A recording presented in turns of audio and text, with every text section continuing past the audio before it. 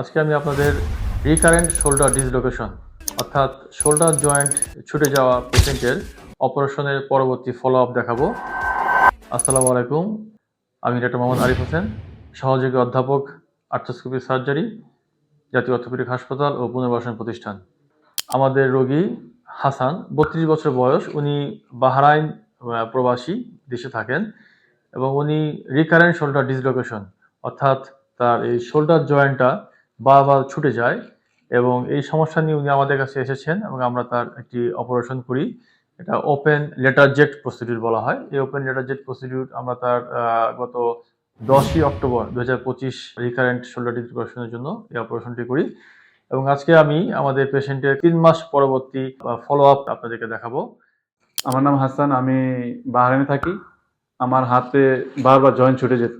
তারপর আমি বাংলাদেশে আসার পরে বাহরাইন থাকতে অনেকবার হয়েছে। তারপর বাহরাইন থাকতে হয়েছে প্রায় 10-12 বার মতো। 10-12 দেশে আসার পরে 3 বার হয়েছে। তারপর আমি আরিফ স্যারের কাছে আসি। তারপর আসার পর আমার হাতে অপারেশন করা হয়। ইনশাল্লাহ 3 মাস হয়ে গেছে। 3 মাস ভিতরে আমি আলহামদুলিল্লাহ অনেক সুস্থ আছি। অনেক আর তোমার ঘুমের মধ্যেও জয়েন্ট ছুটে যেত, ঘুমের মধ্যে। জয়েন্ট ছুটে যেত।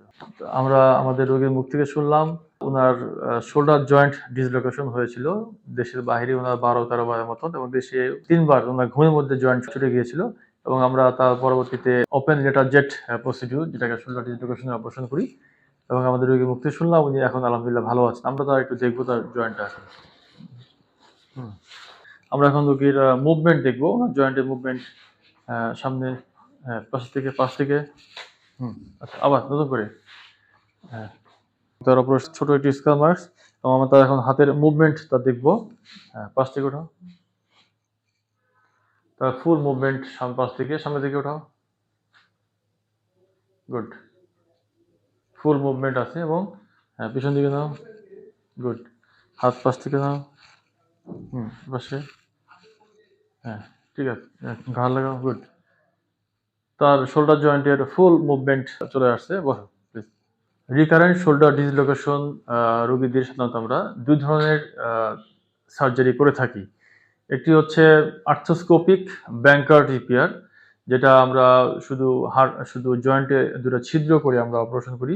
আরেকটা হচ্ছে ওপেন লেটার জেট প্রসিডিউর, যেটা আমরা এই রোগীদের ক্ষেত্রে করেছি যাদের বারবার মানে অতিরিক্ত জয়েন্ট ছুটে যাবে, যেমন হচ্ছে ঘুমের মধ্যে জয়েন্ট ছুটে যাবে।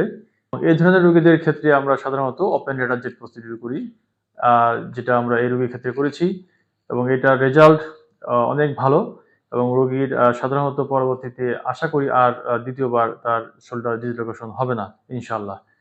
আজকে পর্যন্তই। পরবর্তী ভিডিও দেখার আমন্ত্রণ জানিয়ে ধন্যবাদ সবাইকে।